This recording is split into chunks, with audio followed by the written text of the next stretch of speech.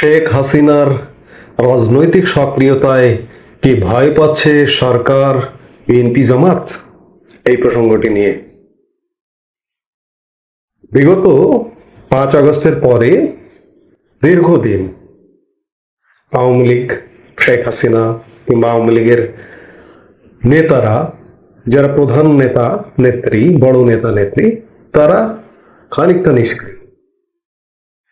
এই নিষ্ক্রিয়তার মধ্যেই Awami League by naturally, অর্গানিকভাবে জনপ্রিয় হয়ে উঠেছে। 5 আগস্ট পরবর্তী সময়ে আওয়ামী লীগ সেই সময়টিতে চরম অজনপ্রিয় ছিল। এটি আমি বারবার বলি, বারবার শুনতে শুনতে আপনাদের কারো কারো ভালো লাগে, কারো কারো বিরক্তি লাগে। যাদের বিরক্তি লাগে তারা আমার কথা শুনবেন না, কারণ আমি বাস্তবতা যেটি, সত্য যেটি, সেটি বলবার চেষ্টা করি। একবারে যেটি আমি বলছি যে অর্গানিক পপুলারিটি, কোন রকম বুস্টিং না, বুস্ট করা। জনপ্রিয়তা পেতে হলে বুস্ট করতে হয়। বুস্টটাকে কিভাবে? প্রমোশন, প্রচার, নানা রকম কথামালায়, সেগুলো আর্টিফিশিয়াল পপুলারিটি। কিন্তু এই পপুলারিটি একদম অর্গানিক, ন্যাচারাল, সেই জনপ্রিয়তা পেয়েছে। কারণটা কি? আওয়ামী লীগকে ফালাই দিবেন? ফেলাই দিতে হলে বিএনপি জামাতের কথা আগে বলি। বিএনপি জামাত অতীতে বাংলাদেশ শাসন করেছেন। সর্বশেষ 2001-06 আমলে বিএনপি জামাত যৌথভাবে দেশ শাসন করেছেন। বাংলাদেশের মানুষকে বুঝতে হবে, এই বিএনপি জামাত কি 2001-06 আমলে বাংলাদেশকে কি সিঙ্গাপুর বানিয়ে দিয়ে গেছেন? বাংলাদেশকে কি ইউরোপ বানিয়ে দিয়ে গেছেন? তেমনি বাংলাদেশের জনগণ এটিও অনুভব করুন যে আগামীর বাংলাদেশে এরা নির্বাচনের মাধ্যমে যদি ক্ষমতায় আসে, বাংলাদেশ ইউরোপ হয়ে যাবে না। কিন্তু যে বাংলাদেশ, সেই বাংলাদেশ আরো রসাতলে নামবে। কারণটা কি দেখুন, এই যে গত 4 মাসে সরকার যেটি আছে সেটি তো সীমিত লোকজন, কিংবা ওই যে ছাত্র যাদেরকে সমন্বয়ক বলা হয়, তাদের লোকজনও তো সীমিত। কিন্তু সারা বাংলাদেশে যে ক্রিয়াশীল নানান কর্মকাণ্ডে আপনারা দেখুন, আপনাদের এলাকায় এলাকায় দেখুন কি হচ্ছে, কি করছে। কাজেই এই গোষ্ঠীটি ক্ষমতায় এলে কি হবে বাংলাদেশের মানুষ বুঝতে পেরেছে। এই জন্য বাংলাদেশের মানুষ মনে করছে যে হাজারো খারাপ, আওয়ামী লীগ ধরে নিলাম যে হাজারো খারাপ কাজ করেছে, তবুও এই মুহূর্তে বাংলাদেশের মানুষ আওয়ামী লীগকে সমর্থন দিচ্ছে। 4র্থ মাসে এসে, 4 মাস পরে এসে আওয়ামী লীগ প্রধান শেখ হাসিনা রাজনীতিতে সক্রিয় হয়েছেন। এই যে ডিসেম্বর মাসের, বিজয়ের মাসের একদম শুরুতে 3 ডিসেম্বর নিউ ইয়র্কে একটি ভার্চুয়াল সমাবেশে সাবেক প্রধানমন্ত্রী শেখ হাসিনা ভাষণ দিয়েছেন। এর ঠিক 5 দিন পরে 8 ডিসেম্বর যুক্তরাজ্য আওয়ামী লীগের এক সমাবেশে শেখ হাসিনা ভার্চুয়ালি ভাষণ দিয়েছেন। এই যে শেখ হাসিনা যত সক্রিয় হচ্ছে রাজনীতিতে, তত বর্তমান সরকারের আত্মা কেঁপে উঠছে, বিএনপি জামাতের আত্মা কেঁপে উঠছে। তাদের কথায়, কর্মে, কথাবার্তায় সেটি মনে হচ্ছে কাব্যবারিত কথা। কারণ ধরে নিলাম কথার খাতিরে যে আওয়ামী লীগ খারাপ, বিএনপি জামাত তারা যে দুঃশাসন দিয়েছে তার চেয়েও ভয়ানক দুঃশাসন দিয়েছে। কিন্তু ভাই, এই যে 4 মাসে কি হচ্ছে, বিএনপি জামাতের নিয়ন্ত্রণে পুরো ব্যবস্থাটি, এই সরকারটি নিয়ন্ত্রণে। এই যে নির্বাচন হয়নি, আনুষ্ঠানিকভাবে ক্ষমতায় আসেনি, একটি অনানুষ্ঠানিক, অবৈধ, অসাংবিধানিক ক্ষমতায় থেকে বিএনপি জামাত যে কার্যক্রম করছে, সেটি কি হচ্ছে? ভালো হচ্ছে? সুশাসন হচ্ছে? একজন বিবেকবান মানুষ বলুন তো। সুশাসন হচ্ছে না। এই জন্যই আওয়ামী লীগ জনপ্রিয় হয়ে উঠেছে। এই জন্যই শেখ হাসিনা যখন রাজনীতিতে সক্রিয় হচ্ছেন ভার্চুয়ালি, খুব শীঘ্রই তিনি ফিজিক্যালি সক্রিয় হবেন বলে আমরা আশা করি, তাকে সরাসরি আমরা দেখতে পাবো। কারণ তিনি বাংলাদেশে এদের যত ব্যর্থতা তত ব্যর্থতায় তিনি প্রাসঙ্গিক হয়ে উঠেছেন।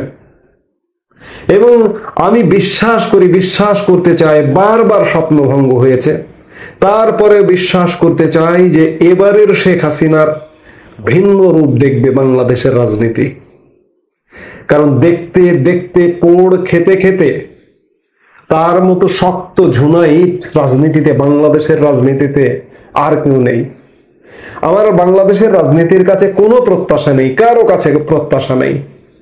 কেন যেন এখন আবার নতুন করে মনে হচ্ছে শেখ হাসিনার কাছেই প্রত্যাশা। কারণ শেখ হাসিনা বাংলাদেশের রাজনীতিতে যে পরিমাণ দেশ পরিচালনায় অভিজ্ঞতা, বিরোধী দলে থাকার অভিজ্ঞতা, রাজনৈতিক মাঠে থাকার অভিজ্ঞতা, সেই অভিজ্ঞতা কারো নেই। তার দ্বারা ইতিবাচক রাজনীতি আসা সম্ভব। অতীতের যত নেতিবাচকতা হয়েছে, ভুল ভ্রান্তি হয়েছে, সবকিছু বাদ দেবেন। আমার এটি কেন যেন মনে হচ্ছে আজকাল যে শেখ হাসিনা এবার ফিরবেন ভিন্ন রূপে। আর এই ভিন্ন রূপে ফেরার আলামত যখন দেখছেন সরকার, বিএনপি, জামাত, তখন তারা আতঙ্কিত হয়ে পড়ছেন। এই আতঙ্কিত হয়ে তারা নানা রকম কথা বলছেন শেখ হাসিনা পলাতক, শেখ হাসিনা ভারতে থেকে রাজনৈতিক কর্মকাণ্ড করতে পারেন না এবং তার রাজনীতি করাটা উচিত না। আরে ভাই, উচিত কার আর কার অনুচিত সেটি নির্ধারণ করবে বাংলাদেশের জনগণ। আর্টিফিশিয়াল ক্রাইসিস করে আওয়ামী লীগকে কিংবা শেখ হাসিনাকে দূরে রাখতে পারবেন না। আওয়ামী লীগ ধেয়ে আসছে, শেখ হাসিনা ধেয়ে আসছে। সেই আলামত কি পাচ্ছেন? সেই আওয়াজটা কি পাচ্ছেন? সেই শব্দটা কি পাচ্ছেন? আমি পাচ্ছি। জানা যাচ্ছে যে এই যে বিজয়ের মাস, যেখানে বিজয় অনুপস্থিত, এই অন্তর্বর্তীকালীন সরকার কিংবা বিএনপি জামাতের বিজয়ের আমরা যে ফ্লেভার দেখি দীর্ঘদিন ধরে বিজয়ের পর থেকে, এমনকি এরশাদ জামানা, এরশাদকে স্বৈরাচার বলা হয়, এরশাদ জামানা আমাদের ছোটবেলা কেটেছে, আমাদের প্রাইমারি হাই স্কুল জীবন কেটেছে। সেই এরশাদ জামানাতেও বিজয়ের একটা অন্যরকম ফ্লেভার ছিল। আর আওয়ামী লীগের বিগত 15.5 বছরে তো ছিলই। আজকে বিজয়ের কোনো ফ্লেভার নেই। সেই জায়গায় বিজয় দিবসে কর্মসূচি আছে শোনা যাচ্ছে আওয়ামী লীগের।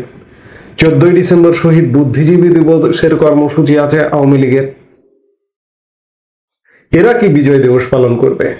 এই যে বর্তমান যে সরকারটি কিংবা বিএনপি জামাত, এরা বাংলাদেশের মানুষ অপেক্ষা করুন 2025-এর অগাস্ট পর্যন্ত যদি এরা থাকতে পারে, এরা 36শে জুলাই বিজয় উদযাপন করবে, বিজয় দিবস পালন করবে। অগাস্ট মাসকে তারা বিজয়ের মাস হিসেবে ঘোষণা করবে। সেই দিনও দেখতে হতে পারে, তবে আমি বিশ্বাস করি না অতদিন দেখতে হবে। তার আগে একটা সেটাসাট হয়ে যাবে। দেখুন, বিএনপি বা জামাত এবং সরকার যে আওয়ামী লীগের সক্রিয় হওয়া কিংবা শেখ হাসিনার সক্রিয় হওয়া পছন্দ করছে না, তাদের একটা মন্তব্য আমরা শুনি।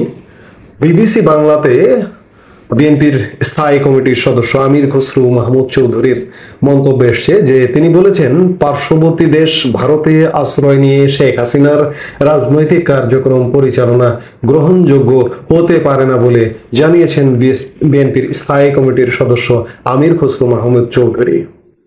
এদিকে একজন জামাত নেতা বিবিসি বাংলাকে কি বলেছেন সেটি দেখি।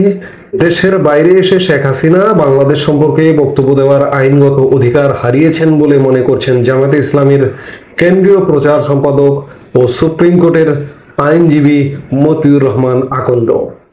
শেখ হাসিনার এসব বক্তব্যকে সম্পূর্ণ অন্যায়, অনভিপ্রেত এবং অনাকাঙ্ক্ষিত বলে অভিহিত করেন তিনি। একই সাথে ভার্চুয়ালি দেয়া শেখ হাসিনার এসব বক্তব্য বাংলাদেশের অভ্যন্তরীণ শান্তি শৃঙ্খলা নস্যাৎ করার ষড়যন্ত্র বলে দাবি করেন মিস্টার আকন্দ। অন্তর্বর্তীকালীন সরকার কি বলছে? অন্তর্বর্তীকালীন সরকারের পররাষ্ট্র উপদেষ্টা তৌহিদ হোসেন বলছেন, ভারতে আশ্রয় নিয়ে বাংলাদেশ বিরোধী কথা, মিথ্যা অভিযোগ এনে শেখ হাসিনা সরকারকে বিব্রত করার চেষ্টা করছে, যা দুই দেশের সম্পর্কের জন্য সহায়ক হচ্ছে না। অর্থাৎ সরকার, বিএনপি, জামাত তাদের একই মত, অর্থাৎ শেখ হাসিনা তাদের জন্য মহা আতঙ্কের নাম, মহা বিপদের নাম। একই সাথে বাংলাদেশের জনগণ তাকে ধীরে ধীরে স্বাগত জানাচ্ছে। আমরা চারপাশ দেখতে পাচ্ছি, আমরা সারা বাংলাদেশের খোঁজ আছে, খোঁজ নিয়ে বলছি যে শেখ হাসিনা প্রাসঙ্গিক হয়ে উঠছে। অন্যদিকে সরকার ভয় পাচ্ছে, জামাত ভয় পাচ্ছে, বিএনপি ভয় পাচ্ছে, আতঙ্কিত। এই আতঙ্কের মাঝেই আওয়ামী লীগ ফিরে আসছে। শব্দ শুনতে পাচ্ছি, শব্দ শোনা যাচ্ছে, শেখ হাসিনা ফিরে আসছেন।